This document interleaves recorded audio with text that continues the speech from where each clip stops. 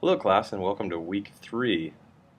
Last week we covered the basics of water law, including riparian, prior appropriation, hybrid systems of water rights, permits, point source and non-point sources, water rights transfers, and consumptive use.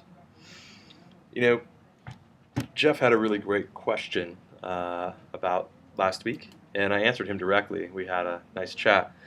But I thought it was worth mentioning here related to prior appropriation.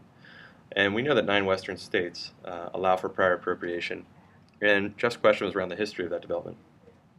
And the reason that many of the Western states have prior appropriation laws is because of a lack of access to a waterway, unlike some of the other states in the Union. And this really started out with mining.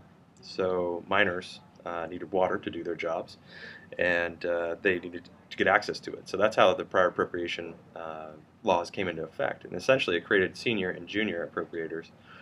Senior appropriators are the ones who have been there the longest. So you can imagine what that would mean for a junior water rights holder. In times of water depression, the senior right holders can exercise senior rights over the junior holders. So I hope that kind of clears that up there. I know it's a bit confusing, and it is unique to Western, more arid states. So now we're coming into week 3. We covered the basics of water law and kind of the foundations of that last week. And this week we'll be moving into some more advanced law. So we're going to be covering a number of different water acts and bills, including the Clean Water Act. So we have queued up a few videos for you this week, and also some discussion questions around these topics.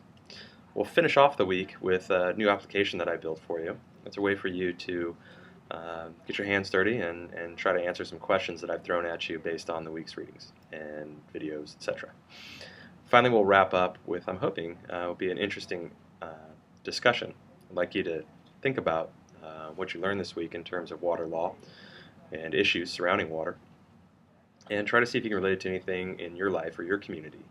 Depending on where you are in the world, water is always a big deal, especially where I come from in Southern California. If it wasn't for our friends up north, we wouldn't have any water in the Colorado River. This has always caused problems here for farmers, for businesses, etc. So I'd really like you to take what you've learned this week from the readings, the video, and from the discussions, and wrap that up into something that talks about how it affects your life. What else? Well, we have our office hours. I have my office hours later on in the week, and I'll be looking forward to seeing you all there. I was really pleased with the turnout for week 2, so I'm looking forward to even more turnout for week 3. Of course, I'm available. You know the way to get a hold of me. Get me through FaceTime, email, etc. And I will be monitoring the discussion boards closely, so if you guys need anything, just let me know. All right, enjoy the week.